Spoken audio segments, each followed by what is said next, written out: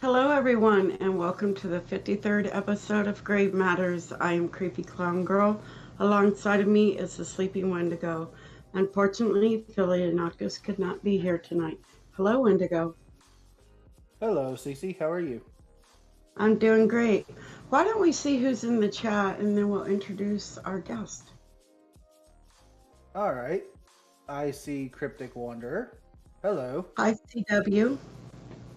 And I see Dark Horse Tales in here. Hi DHT. I see Raven. Hi Raven. I see Dark Little Voice. Oh, hi DLV. Awesome. So tonight, everyone, for the first time, let's all please welcome NightDocs Media to Grave Matters. Hello, NightDocs. Hey, what's going on? Nice to be with you. Nice to have you here. Wow, for a moment there, never mind. You almost sounded like Slumber Reeds. Anyways, so really awesome to have you here. So, NightDocs, tell us a little bit about your channel, your content, and how you got your name. My channel is mainly based on, that's kind of a hard thing to define. I would say a lot of it usually revolves around spooky mysteries and things like that. Mostly it's just kind of stuff I find really dark and fascinating. So it's not always like, it's not always like true crime or dark and macabre stuff. It's usually darker topics, but like even then, I mean, I do have a few videos that I would certainly consider comedy on my channel. Like I just did a video on Prince Andrew, which, Prince Andrew, not like the funniest topic, because of how horrible of a person he was, but honestly, I just thought it was a fun opportunity to just take a look back on him and how terrible of a person he is and just laugh at him. So I kind of structured that one to be more of a comedy and stuff, and so I mean, I do have fun with it, so it's really just kind of whatever I'm feeling at the time. But I try to stick to somewhat of a theme anyway. I noticed you do a lot on cannibalism. I did a couple videos on cannibalism. Yes, yeah. couple of, yeah. It's interesting, like I think there's like a total of 3 videos on my channel that deal with cannibalism, but really they're all kind of one video in my mind, because it all started, it was originally going to be just the thing about my videos is they take sometimes months to do, and I was really trying hard to get my upload frequency up. And so I wanted to do just something that I wouldn't have to put like as much work into in terms of research and all that kind of stuff. Something I could just, talk about something interesting without having to kill myself over it. You know what I mean? And right. So it was originally going to be just 5 supposed cannibalism restaurants in the world.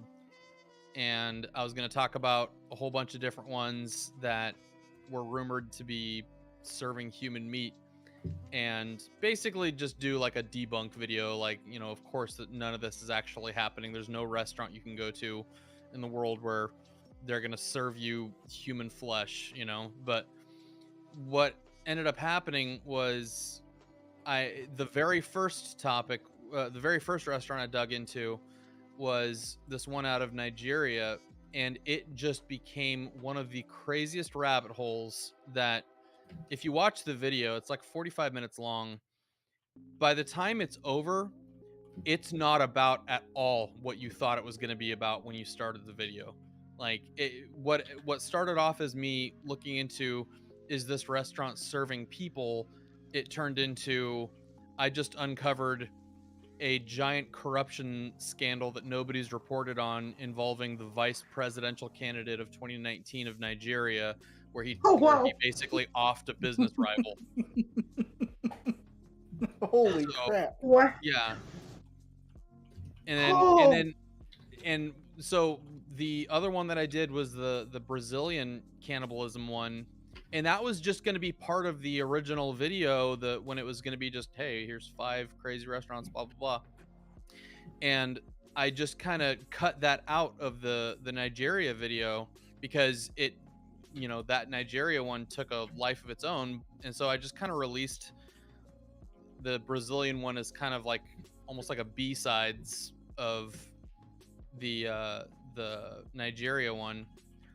And then of course you guys were talking before we got started about the we ate human meat video. That was just something I was thinking about while I was making the video. I was like, this would be really funny if we tried to replicate what cannibals have said human meat tastes like. Like, what if we went to a butcher and just got all these different types of meats and blended them together to make human meat patties? And just, I just thought it'd be kind of a funny video to do. And so, me, Nexpo, and Mama Max, we all went to the store, grabbed some meat, made some human meat patties, and the rest is history. And Wendigo, that's your cue. All right. So I have a couple questions regarding that video. Okay. The first one would be, what's all in it? 2, how did it taste like? And 3, can we have the recipe? It wasn't really a recipe. I mean, the answer to all of your questions really were in the video, honestly. So it was a long time ago. I haven't actually watched it in a long time. I remember there was buffalo, we put veal, there was lamb, and pork. So what I did to come up with the ratios, and I don't remember what the ratios were. If you watch the video, you can see all the meat patties together and all that stuff. So the video would do a better job answering it than I could just off my memory. But basically, I looked into all these different accounts by convicted cannibals throughout the years, Jeffrey Dahmer, all those guys, and I just kind of, looked up interviews and stuff where they described the taste, and so what I did was I just kind of took the best of all of that and tried to replicate it with a combination of different meats and stuff. So yeah, if I can remember, so pork is the one that people describe the taste most like, but like the thing is, no matter how many different types of meats you combine or whatever, or how talented or accurate we got the ratios or whatever, it almost certainly doesn't taste anything close to how an actual human being tastes like. Because like one thing that I do remember is that like when they were talking about this is what it tastes like, that was like their best attempt at describing it, when it's such a unique taste that you wouldn't really be able to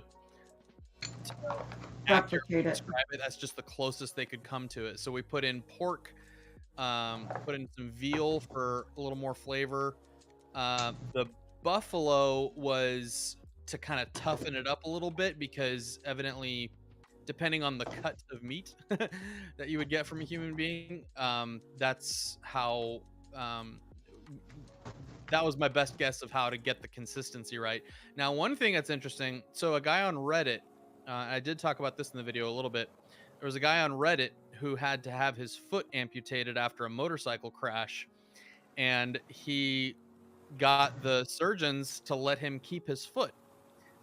And so they put it in a cooler, and when he checked out of the hospital, he took his foot home with him, and he and his buddies got together, and they're like, what do we do with this thing? They're like, let's make tacos out of it. So they made foot tacos. And there's pictures of it on Reddit and everything of what it looked like. He showed pictures of his severed foot to prove that, like, hey, this is my actual foot.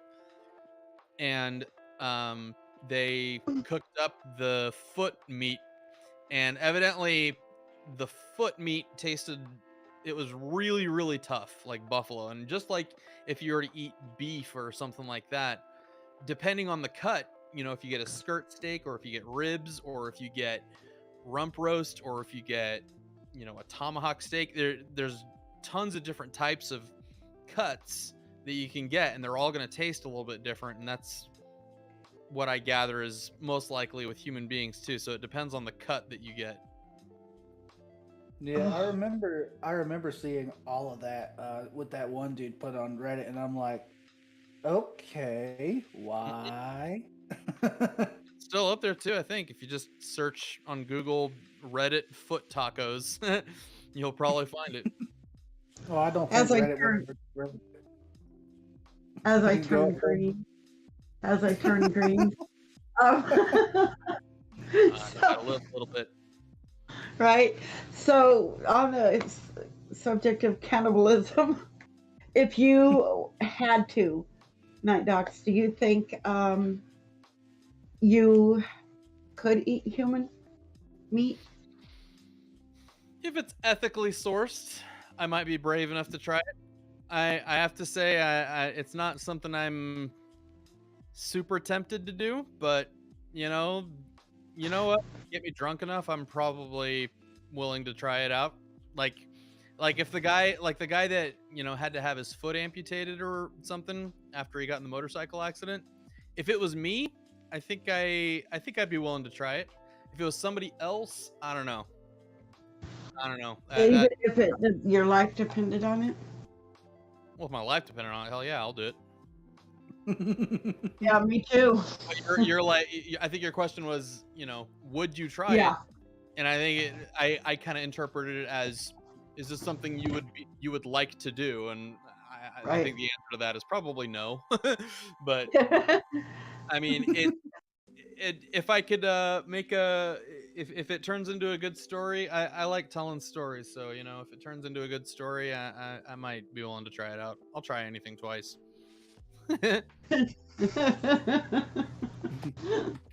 Oh my god. Oh goodness. Wendigo, do you have another question for NightDocs? Yeah, you set me up like you're not ready for this question I got for you, and like the question you asked was something I already talked about in the video itself. I was expecting a real zinger there, man. I was bracing for it. I mean, come on now. I'm a Wendigo. You freaking talk about eating humans. I got to ask the question. Yeah, man. You're a Wendigo. You should already know, right? Yeah, Wendigo.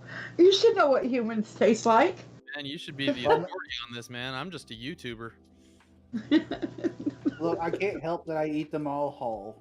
So one thing that I actually found really fascinating, and I actually reached out to them, but they didn't respond.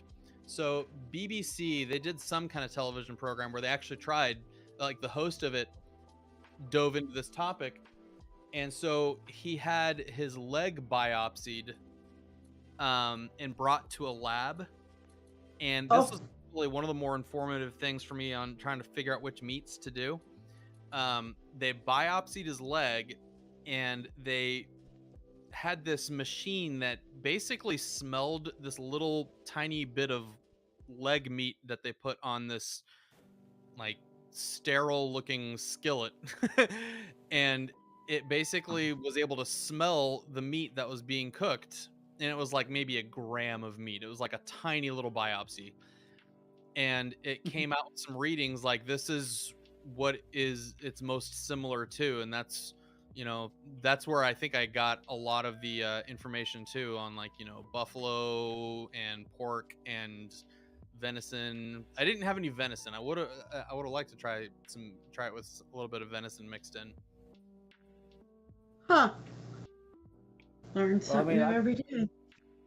I was actually thinking about trying it, and I do have venison here, so I might put a little bit of venison Go to the store, in there. grab some buffalo, grab some veal.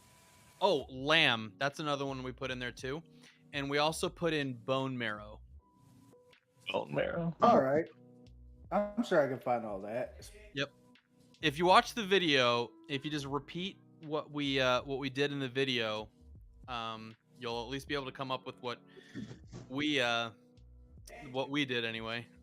We got a lot of grief because we didn't season the meat, but the thing people didn't realize was that, like, we were trying to get as close to the taste of human meat as we could, just so we could say, like, this is what human meat tastes like. And so if we put seasonings in there, we would just be talking about the seasonings and like that.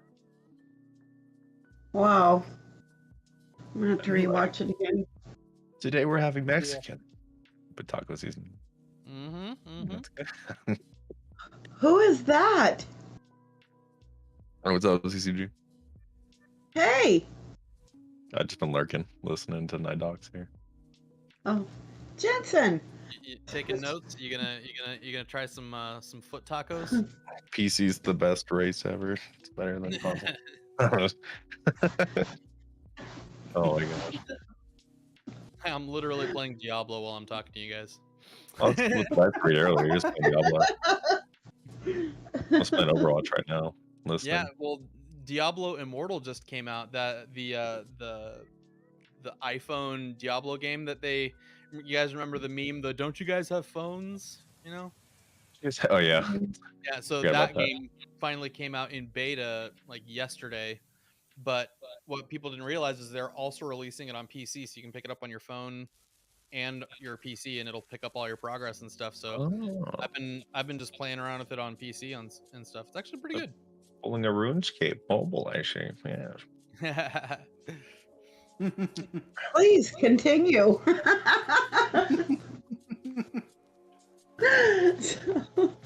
Oh my god.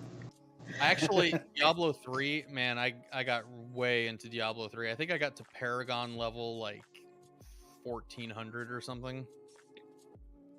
If you guys ever played Diablo, that'll mean something to you. If you didn't, then no, I'm an old school gamer. I'm going back. How much more old school can you get than Diablo? Well, that is old school, but what I mean is I used to play Montezuma's Revenge on Atari. I played Legend of Dragoon, Blood Omen, Legacy of Kain, Zelda, Fable, games like that. Okay. Yeah. So. Well, Diablo. Oh, and don't forget RoboCop. Early 90s, I want to say. Like the first Diablo, anyway. Really I don't think I ever saw that one, but 1996. Oh man.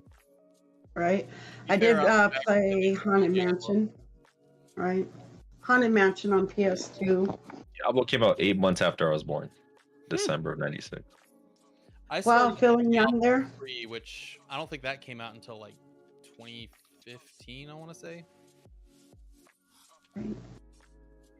Maybe a little more earlier than that. I want to say like 2013, 2014. I don't know. Like Warhammer. Oh. Never played Warhammer. Me neither, but I just had an idiotic synergy moment. But Warhammer the game or the tabletop? Just the game. I tried to get into like tabletop type stuff, but man, I've got already way too many expensive hobbies. Yeah, D&D can get there. I mean, yep. I mean, like I do this, I do a lot of music stuff too, and so like. Yeah, I saw your keyboard, your setup. I was listening to some of your music the other 2 weeks ago. Just watching you make it. Yeah, like this big white ball. It was like glowing ball. You're playing with it. The glowy ball. Yeah, like I mean, all I was saying with that though is just I've got so many expensive hobbies as it is. Like, I mean, just the music stuff alone. I mean, I was talking to somebody else because I score all the music for my videos, and I've got all the same tools that basically any Hollywood film composer would have in their home. Oh wow. And I've got literally, I think, like $10,000 invested in like these different orchestral libraries that are on my computer. That's nuts. But like, honestly, I'm more into like making rock and, you know, stuff like that. It's just, I've really gotten into film scoring just because I've been making the music for my own videos. Yeah, there was a video I was watching the other day, and it was like from a big YouTuber, and then I was like, "Who did the music for this?" And then it said you did it. And I was like, "Whoa!" So Which video? I can't remember who. It just threw me off though. Only video that I've done all the music for that wasn't on my channel. I think it must have been the Ben Drowns Again one on Nexpo's channel. Because I scored the entire, like, we basically made a movie, like we really did with that one, and I scored all the music for that. I've done the theme song for Inside a Mind. I've done some music here and there for Oki's Weird Stories. I can't think of too many other people that I've actually done a lot of music for. Wow. That is awesome. Impressive. Very impressive. So since the beginning of your channel to where you are now, where do you see your channel going, and are you going to continue the content that you are now, or is there something else you want to see for? The content I make is stuff that I've really always been interested in, you know. Right. So I'll probably keep going with that, and I would like to tighten up just the workflow. That's probably the thing I really need to work on the most. Just so I can get videos out at a quicker pace, because honestly, you know, YouTube right now, if you're not coming out with videos like every week, you're just gonna get lost. Right. Yeah. So I've actually got like a few different channels and stuff that I upload to. NightDocs is definitely still the main one, but you know, I've got NightDocs that I sporadically upload to, where it's just me going off the cuff like this, just talking about stuff. A lot of it's stream clips. I've also got NightDocs Music, where I upload music stuff, and then I've also got a new channel that I just started called Night Lore, where I'm doing video game lore. I got a couple of videos up there now on like Elden Ring lore and stuff. Oh, that's Nice. cool. Keep talking. I'm looking up NightDocs music. Yeah, so Night Lore is the newest one, just one word. Okay. There's NightDocs Music, and then there's Night Talks, one word. I'm waiting for the Okay. OnlyFans. Nightcocks. Night Dicks, Night Cocks. Yeah, that's been kind of a meme. There you go. Like once in a while, I'll like post a link on like Twitter, just onlyfans.com/nightdicks. I do that. I do that all the time. People It's so fall funny. for it every time. The best, yeah. Hey, It's a So- broken link. What happened? do you have black lettering with white background? On which one? NightDocs music. Never mind, I found it. All right, you have a subscriber. This I'm going to really enjoy. Yeah, a lot of That's- what's fun too is on my live streams. You know, on Twitch you can get channel points and stuff like that. Mhm. So if you get, I think it's 20,000 Docs coins or whatever it is that I'm calling them, I'll straight up write a song about whatever you want right on stream, and it's turned into some pretty cool stuff actually. I wrote a love ballad about Bigfoot. And, I did I did a really cool song. I've released a few of them on like Spotify and stuff just because they turned out so good. There was one called Streams on Fire. I was doing a subathon, and on on like the 5th or 6th day, somebody cashed in, and they were like, just write a song about how you've been streaming for a long time, and I was like, okay. So I wrote this basically Motley Crue AC/DC inspired song about just live streaming, and it was a bop. It turned out really good, actually. So there's a music video for that on NightDocs Music. There's one I really want to finish, and I start a lot of songs and I just never finish them. There was one I did about like some horror game I was playing called Iblis. I've had some people that were just like, I just want you to make me something instrumental, you know, just something super epic or whatever, and you know, that's kind of what that ends up turning into. So Oh wow. If you don't mind, after the stream, could you please share your new channel and NightDocs, please? I just tried to find it. yeah, I can post it in the general chat here.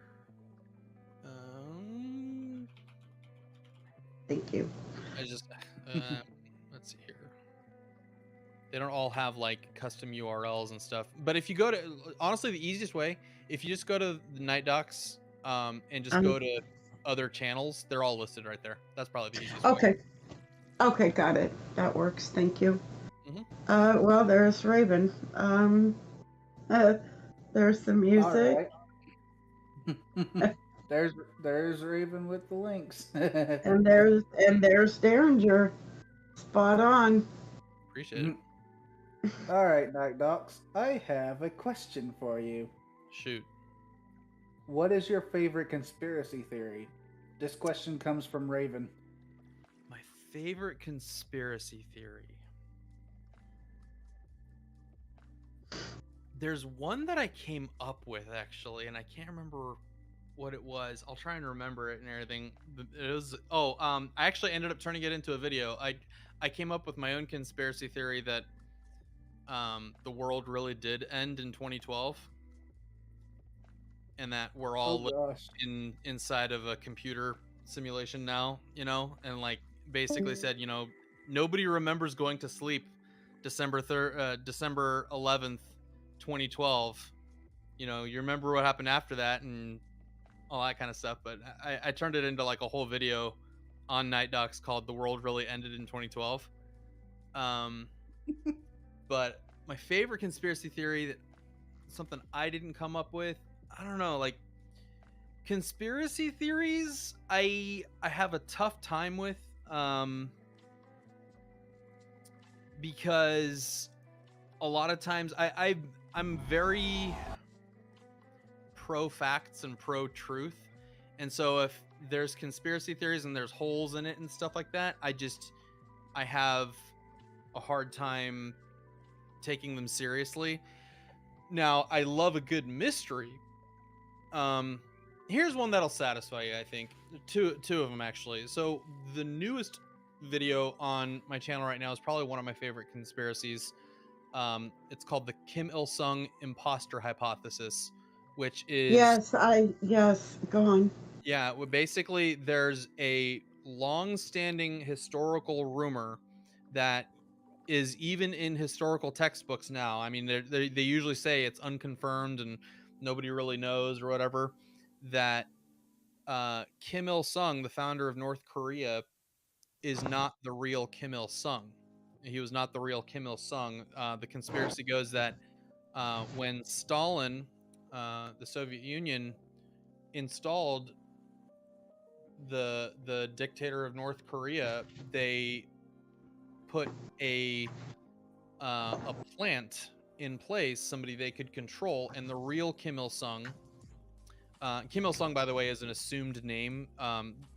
The Kim Il-sung everybody knows, his real name was Kim Song-ju, and the conspiracy theory goes that he stole the identity of another man named Kim Kyon-chan, who was a anti-Japanese Korean resistance fighter, fighting for Korean independence. And basically the Soviets helped him steal his identity and claim his victories as his to legitimize his place at the top of the North Korean government.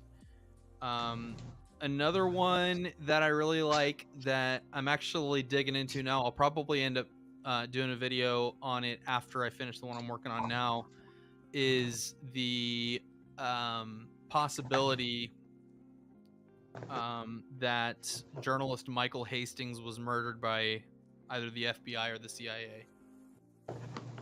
Oh, that's gonna be He's a the guy he's the one interesting that exposed General McChrystal in the Rolling Stones article years back, talking all sorts of smack about Obama, his commander-in-chief, and then Obama fired him. And then he was working on a story about the CIA, and the night before, the events leading up to his death are super suspicious. And the most common assumption is that he had rented, he was driving a Mercedes that he owned, and it's been shown how easy it is to hack into modern cars, and the computers on board modern cars can take control of basically everything under the hood: the steering, the power steering, the brakes, the ignition, the radio, the air conditioning, the gas pedal, the brake pedal, all of that stuff can be controlled if you can get a hold of the computer that is under the hood, basically. And there's lots of and that in and of itself is not a conspiracy. I mean, that's a proven thing. There's like at DEF CON, which is kind of an annual black hat hacker convention in Las Vegas, they have basically competitions trying to hack into these cars, and I mean, they do it every single year. Wow. That sounds like a James Bond thing or something. It really is. I mean, and there's so many suspicious things about it. So there's actually footage of Michael Hastings speeding down the road at 4 a.m, which was strange in and of itself. But the last email he sent was expressing fear that people were trying to kill him, and that he was about to report on something about the CIA or something really big. Is what I think he said. And that was the last email he sent. And he'd been increasingly paranoid over the last couple of weeks before he died. He just knew people were following him and were getting into his house and into his car, all sorts of stuff. And when he died, he was speeding down the road at like 120 miles an hour, which was at like 4 a.m, which in and of itself is really, really strange. But another really strange thing is when there's footage, there's dash cam footage of his car speeding down the road. There's surveillance footage that you can get from a building that was nearby of him speeding down the road. And there was a investigative reporter that went on scene and showed the wreckage, and there were people that were eyewitnesses that saw him actually wreck. And what's really strange is that somehow his engine and the entire drivetrain was behind the car. I'm just with physics, the physics involved in ejecting the entire drivetrain is improbable as hell on its own, but the fact that it wasn't in front of the car, because I mean, if you figure the car crashes and then ejects it would be in front of the car. But the fact that it was about 100 yards behind the car is super suspicious. And there's all sorts of other details. That's Weird. Really interesting. It really is. There's a lot of conspiracy theories out there, like Princess Diana, Yeah, I've actually looked into that one a little bit. I've got a couple of books that I still need to go through, but there's one book that I've got that is basically just a compilation of all the different documents and stuff. I don't know where I sit on that one, really, because I have yet to really dive into the real details on that. I mean, circumstantially, it would make sense that the royal family would want to off her, but I don't know what the evidence is that would actually point to them actually doing that. Right. And what about even? I mean, sorry. Go ahead. I was gonna say, I think one of the my favorite conspiracies that I've read about is the 2 to 3 shooters at JFK's assassination. Yeah, that's one that's people are never going to be satisfied because there's so many angles to the JFK assassination that, I mean, there's some that are like completely disproven, but people still talk about it, like the faked photo of Lee Harvey Oswald. That has been proven to be an authentic photo. When people have said that that photo was like an early Photoshop or something like that, like they basically superimposed his face onto an actor, and they've essentially proven that it's an authentic photo ever since. And I mean, each individual thing for the JFK assassination is either been debunked or we just don't know. And there's still a lot of files. I don't know if you guys remember, a few years back, they were supposed to basically open the vaults and declassify all of the JFK assassination files. And they released a few of them, but nothing close to what people were hoping for. Well, it's like one of the conspiracy theories that I heard was, I don't remember the guy's name, don't anybody shoot me, but from where JFK was sitting and the passenger, supposedly when the first shot was fired, that's when the passenger turned around and shot JFK. No, there's no way I don't believe that one. But I mean, there's all sorts of stuff like the magic bullet thing and all that, and I've heard all of those and everything. And I'll be honest, I don't really know enough to, defend or debunk any of those elements. Really, I mean, just because it's been a while since I've looked into it and everything. But I'm not gonna say that. Like, I do think there's a strong possibility that there was something else going on behind the scenes for sure. But like, people have all sorts of different, like, what's the big picture of what it all means? Like why would he do that only for himself to be killed and all that kind of stuff? Like, what's the big picture thesis statement? And the problem, the reason I was saying earlier why I have a problem with conspiracy theories in general is you find the facts to support a story that you already have instead of finding all the facts and letting them speak for themselves. Right. And that's the problem with conspiracy theories in general, because you can take a random set of facts and tell 9,000 different stories and they will all fit those facts. But if you take the facts and follow it to the conclusion, a lot of times it doesn't tell the story that you originally think that it might, or that you're hoping that it might. Right. And usually a lot of times the reason conspiracy theories are so controversial too is that people have a narrative that they're trying to they have a story they want to tell, and usually there's a broader agenda behind that. Like, JFK was assassinated by the FBI, therefore, and then that kind of becomes the, they're basically justifying like their own political view or their own worldview or something like that by using a conspiracy theory. Right. And that conspiracy has to be true so that they can support their own worldview. Wow. Yeah, isn't the actual video of the JFK assassination still around somewhere, or did that one go missing? It's the Zapruder film, and yeah. Because I thought I'd like seen the video at one point, and it was yeah, you see JFK's head explode and everything. Yeah, right. And it's like people talking about, oh, the passenger turned around and shot, and I'm like, have you not seen the video itself? But my question is, with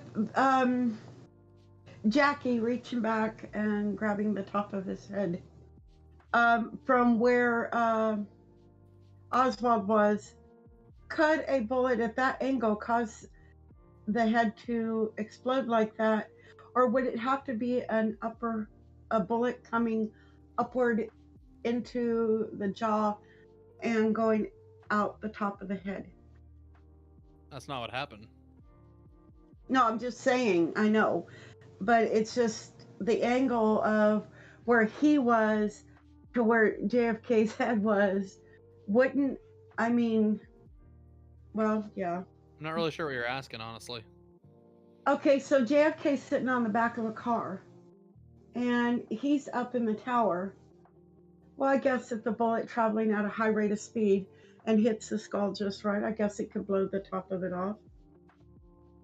Well, I mean, you Are also you got asking to if remember, bullets CC, can that make he heads was. explode? Because the answer to that is very clearly yes, and you don't need the Yes. JFK assassination to prove that. So it wouldn't necessarily I was have to be. Sorry, go ahead. You go ahead. I was gonna. You go ahead. So it really doesn't have to be a bullet coming up through the bottom jaw to explode the head. Got it.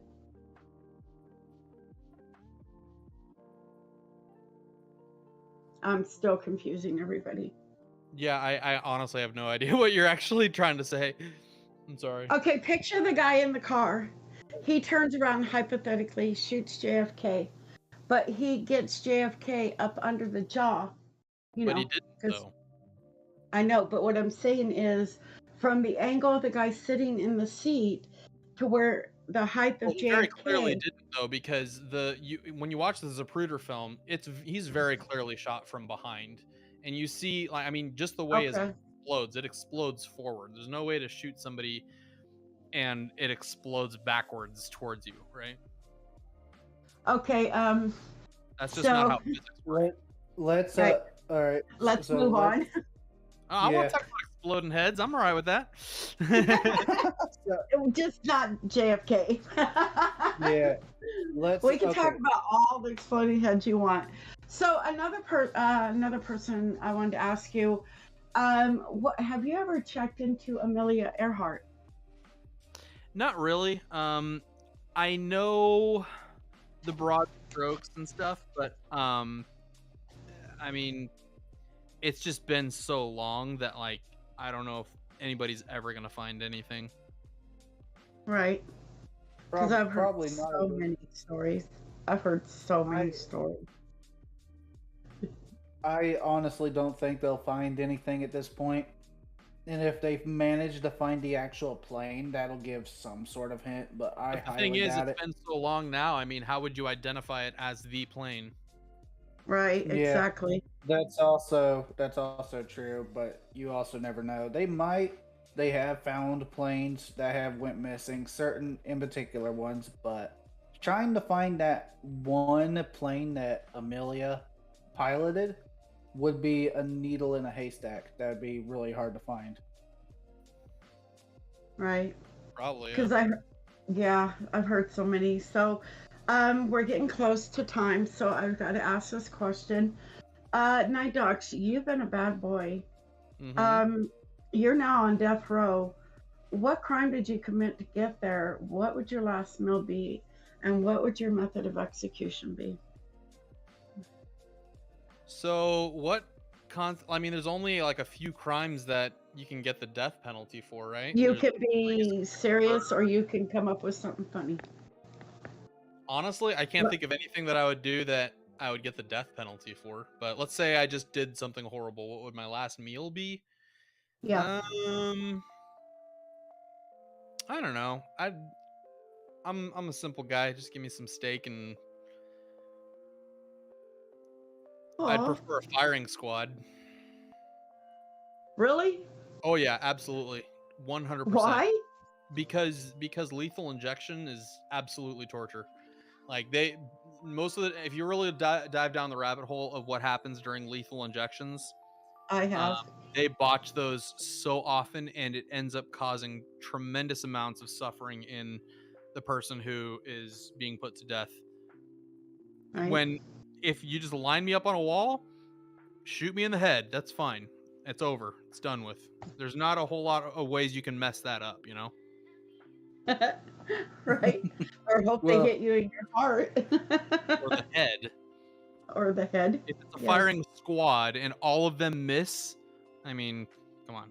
Like, I would hope they would have enough training to know how to shoot a gun.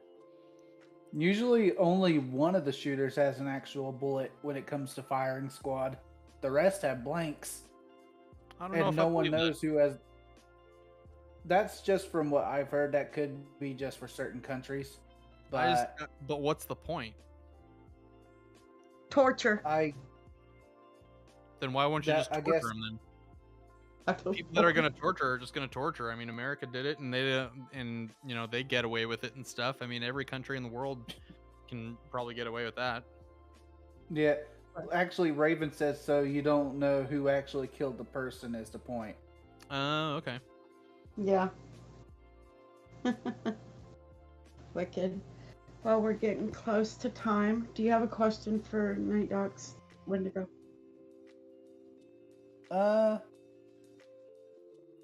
Let's see.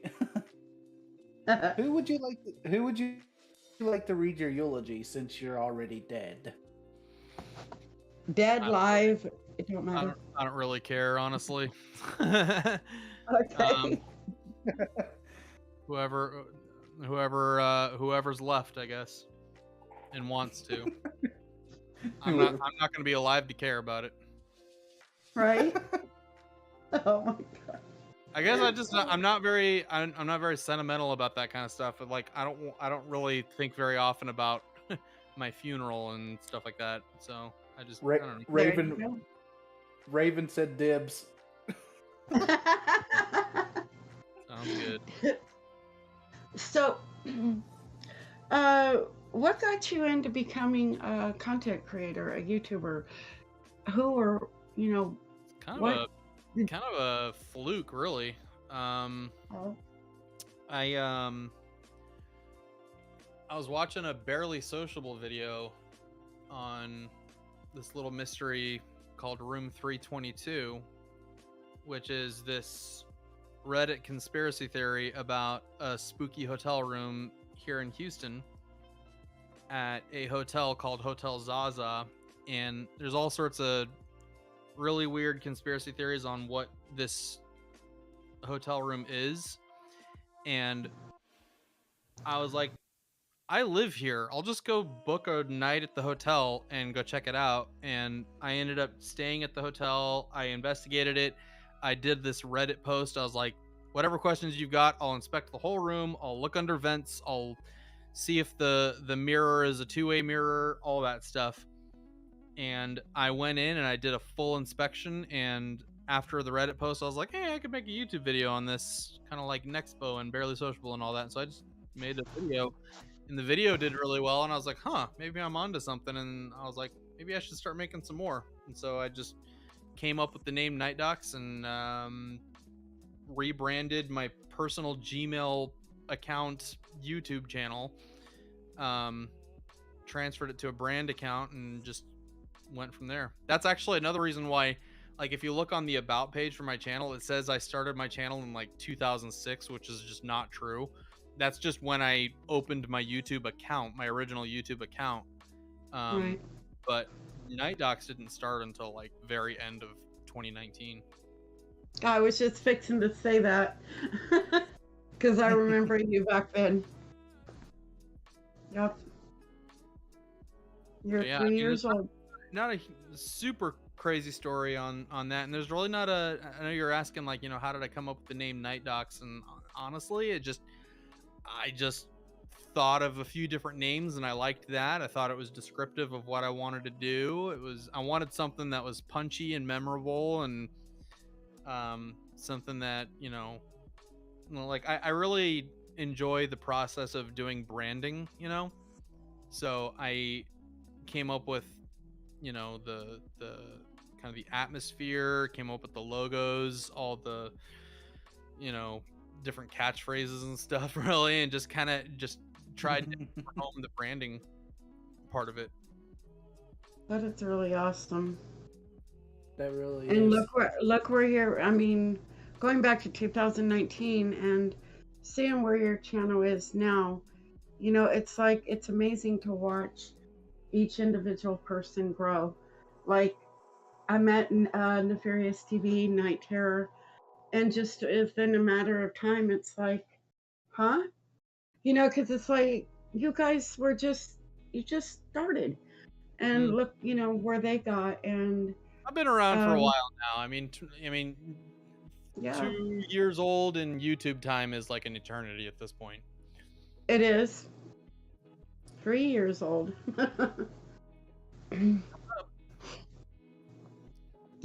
So let's see what time it is. NightDocs, if you'd like, we're gonna go ahead and get your thoughts on tonight's show, and then Wendigo, and then I'll go ahead and close it.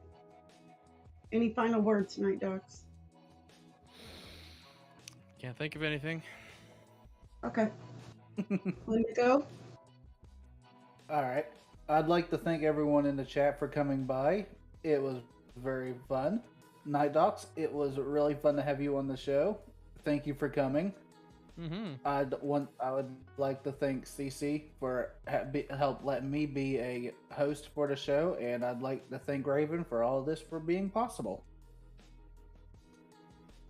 Thank you.